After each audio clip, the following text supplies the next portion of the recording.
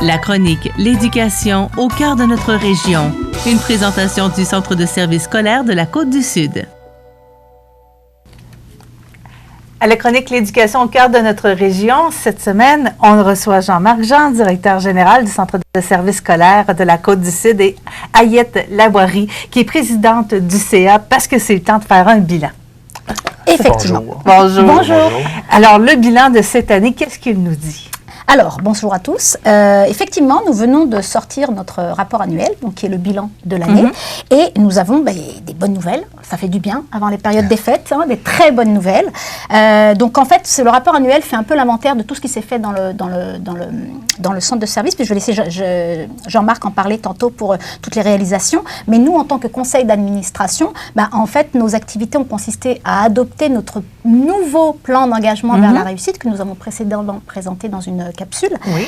Donc ça, nous l'avons adopté pour les 4 prochaines années, donc nous en sommes très fiers. Nous avons effectivement adopté le nouveau budget pour 2023-2024, qui est effectivement toujours au service de nos élèves et aussi de notre personnel. Et nous avons aussi adopté plusieurs nouvelles constructions et agrandissement à travers tout le territoire. Donc, bonne nouvelle aussi, notre réseau est en pleine croissance et donc c'est à peu près ça que nous avons fait l'année dernière. Et donc, vous allez voir ces réalisations prendre naissance dans les prochaines années avec des nouvelles constructions et des agrandissements qui vont apparaître à travers tout le territoire. Donc c'est à peu près ça dans les grandes lignes que le rapport annuel dit concernant les réalisations du conseil d'administration.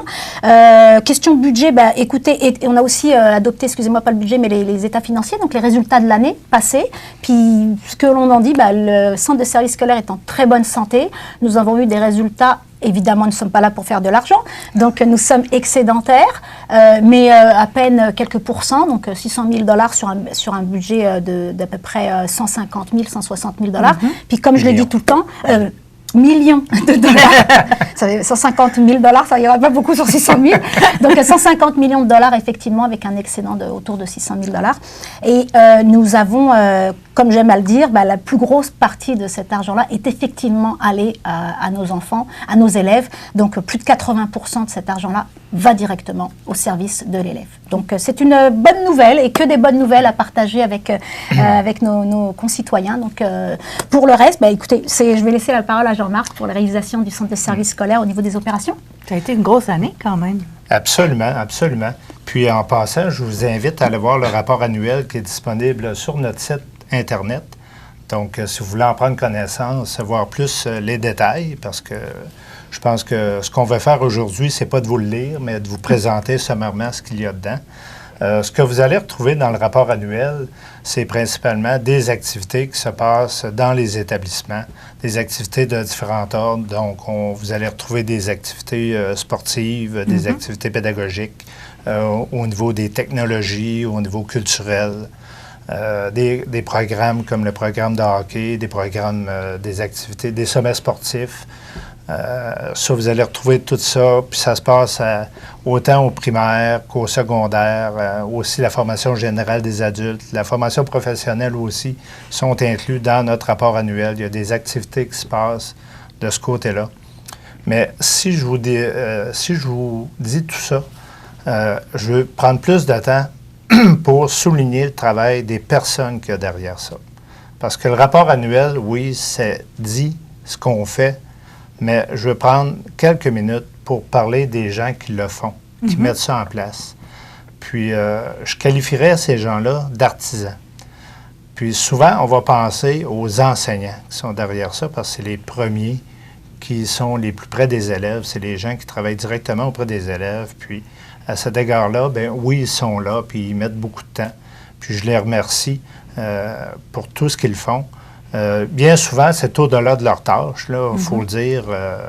Des fois, on entend dire qu'ils font du bénévolat, puis travaillent au-delà de leur temps. Bien, il faut dire que c'est vrai. On le reconnaît, ils ne demandent pas toujours d'être payés pour tout ce qu'ils font, là. Puis il y a des événements qui sont dans le rapport annuel.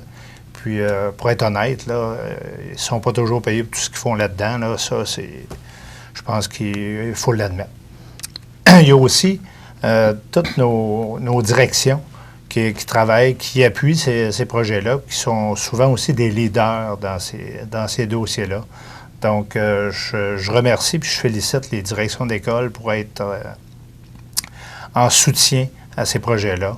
Puis tout notre personnel de soutien, que ce soit du soutien administratif ou encore du soutien qui travaille directement dans les services de garde. Parce qu'il y a des activités qui se passent souvent dans des services de garde aussi, entre autres, où notre personnel de soutien administratif qui souvent va collaborer à ces projets-là. Ça n'apparaît pas toujours directement dans le rapport annuel, mais qu'on parle, Ayette parlait de l'aspect financier. Ils sont là pour travailler aussi l'aspect financier, mais ils sont là aussi pour travailler avec les élèves, parce que la bienveillance, là, ça passe aussi par le personnel de soutien au quotidien. Pensons, entre autres, aux primaires, on le voit souvent, là, un enfant qui se blesse, les boîtes à lunch qui sont oubliées, des choses comme ça. Qui on appelle? On va appeler la secrétaire. C'est la première personne à qui on fait affaire. Bien, il faut penser à ces gens-là. Puis je profite du bilan du rapport annuel pour le souligner parce qu'on ne le mentionne pas. Je trouve qu'on ne le mentionne pas assez, là. Puis je veux le reconnaître aujourd'hui, là, par cette chronique-là. Donc, je pense que c'est important de le souligner. Puis il y a tous les gens avec qui je travaille aussi au niveau du centre de service qui ne sont pas directement auprès des élèves, mais qui travaillent toujours en fonction des élèves, que ce soit le personnel administratif au centre de service, les cadres de service ou le personnel qui travaille aussi au niveau de chacun des services. Puis là, les services que je parle, bien, c'est les services éducatifs sous la direction de Caroline Rouleau, les services informatiques sous la direction de Louis Fillon. Je prends le temps de les nommer parce que ces personnes-là, c'est des leaders, chacun dans leur secteur. Les ressources matérielles sous la direction de Joanne Mercier-Bélanger, les finances sous la direction d'Annie Ménard, les ressources humaines sous la direction de Samuel Mercier, qui est arrivé au mois d'août, qui a pris ça de main de maître. Donc, c'est des personnes. Puis mon directeur général adjoint, Pierre Côté, qui occupe aussi la fonction de secrétaire général. Donc, c'est vraiment des personnes là, qui, grâce à eux, quand Ayette dit le centre de service scolaire se porte bien, mais c'est beaucoup grâce à ces personnes-là. C'est vraiment un travail d'équipe. Absolument, absolument. Moi, je pense que, comme directeur général, ça a été mon plus beau cadeau, ma plus belle réalisation. Puis, je le disais un peu à la blague, mais avec un fond de vérité. Je pense que ma plus belle réalisation, c'est presque de me rendre inutile. Dans le sens que c'est l'équipe. Plus l'équipe est forte, moins elle dépend d'une personne. Là, M. Jean, vous avez commencé à parler au passé, comme directeur général. Parce qu'on fait le bilan aussi de votre passage au centre de service scolaire. La retraite s'en vient très rapidement, là. Oui, c'est pour les fêtes, bientôt, effectivement. C'est ma dernière page du calendrier, effectivement. Qu'est-ce que vous avez à souligner sur les 5 dernières années, justement? 5 dernières années comme direction générale, bien, il y a quelques événements majeurs que je pourrais nommer comme le changement de gouvernance, passer du conseil des commissaires au conseil d'administration. Donc ça, on a travaillé ça. On peut dire qu'on est passé à l'histoire avec Ayette, hein, notre première présidente. Non, mais c'était notre première présidente du conseil d'administration. On a travaillé ça ensemble quand même, avec l'ensemble du conseil d'administration. La COVID, ça, c'est un passage obligé. On ne l'a pas souhaité, mais on l'a travaillé. Le retour aussi, le retour, oui. Le retour. Mais je pense que c'est l'implication de façon... Je dirais, à part ces éléments-là, je dirais c'est l'implication dans le milieu moi, je souhaitais quand même repositionner le centre de service scolaire dans le milieu, avec différents partenaires. Puis, en tout cas, j'espère que ça a fonctionné. Puis, j'espère que ça va continuer à se développer, que le centre de service scolaire est un partenaire dans le développement du milieu, autant au niveau social, culturel, économique, éducatif, bien entendu. Là, c'est notre mission, là, principalement, mais on est là aussi avec c'est le plus gros employeur dans le secteur. Vous l'avez dit, au point de vue économique aussi, les associations que vous faites, les formations qui ont été ajoutées dans les derniers mois, c'est vraiment très, très actif à ce niveau-là. Là. Absolument. On est très présent par un service aux entreprises aussi.